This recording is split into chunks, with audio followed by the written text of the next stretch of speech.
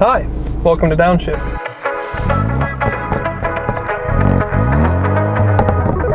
My name is Matt, and this is what we in the industry call a pocket rocket.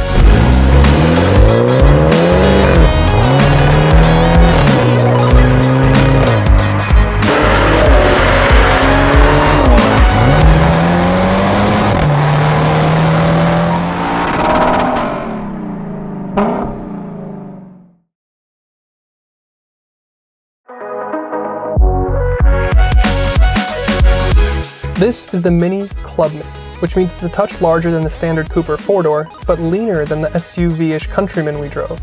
But more than that, it's the habanero infused John Cooper Works model. So let's see what that means.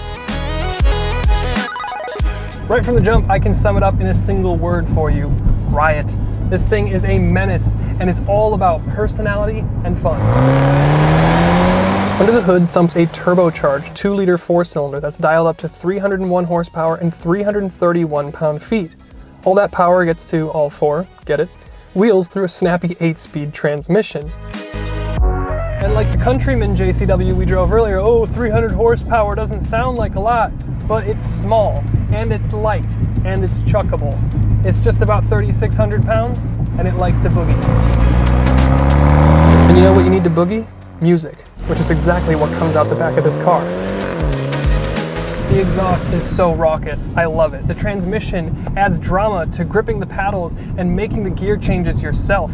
You've got sport suspension keeping the chassis flat, and steering is nice and hefty.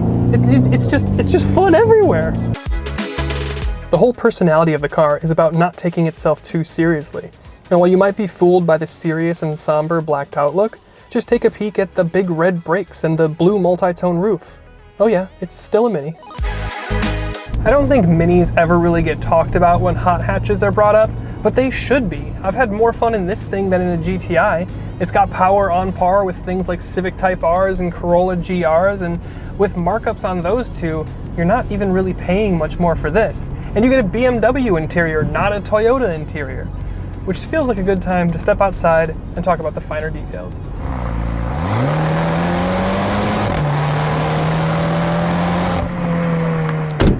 And the fun doesn't stop when you turn the car off. This may be one of the more serious spec'd out Minis that you could buy, but there's still a load of personality hidden throughout the car.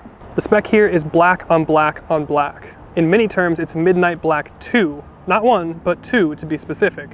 There's a red bar across the grille, which is very GTI, but that's bordering on an insult to this JCW.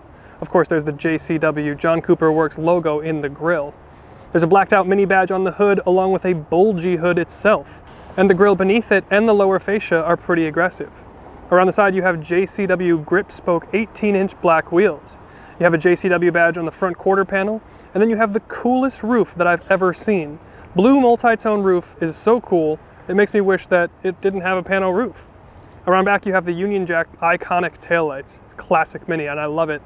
Another JCW badge on the back to round things out, and then the same doors for your trunk that I have on my fridge. And I have no idea why, but I love that. And then at the bottom, you've got a more aggressive diffuser and chrome tips. I still can't get over the blue multi-tone roof. The gradienting is just so cool.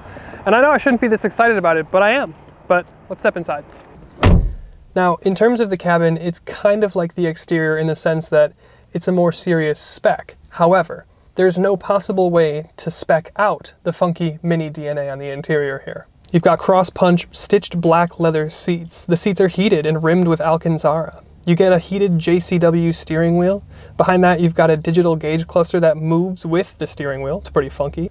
And above that is your head-up display, which is on kind of a tab of plastic, but it goes up and down as the car turns on and off. You get Apple CarPlay, but no Android Auto. It's got all the toggles and circular ambient lighting animations from the previous Countryman we drove. If your proximity sensors are going off, then you'll get an animation. If you adjust your fan speed, you'll get an animation. Volume too. It's just kind of fun. And the ambient lighting doesn't stop there. It's all throughout your door cards and the cabin in this really interesting diamond cross weave pattern. It's just really cool. And you've got adaptive cruise. You've got a wireless charger. And I have spec'd here the split Pano roof, which is nice and brings in more light to the cabin, which is otherwise pretty black and dark. The rear seats are okay, but not a great place for 6-footers, as you might expect in a Mini. but you do get nice leather and a quilted thigh support. And you get climate vents and dual USB-Cs back there. And then there's the trunk, which, like I said, opens just like my fridge. And I have no idea why, but I like that a lot. You just never see it anywhere. And then the trunk itself is a pretty good size for this class. So the cabin brings a lot of functionality and usability to make a strong case for this zippy little Mini. With that, let's get into the final thoughts. So, the Mini Clubman John Cooper works. We live in a world today where people are paying $50,000 or more for a Civic Type R and a GR Corolla, and they won't get them for months, if not closer to a year. And then on the other side of the coin, you have your GLA 45 AMGs, and they're 5 figures more than this car. The Mini Clubman JCW then is under 50 grand, even if only just. But it brings 300 horsepower and 330 pound-feet, a luxury interior with a sense of humor, so it's a great balance to me. So thanks to International Mini for letting me have a go.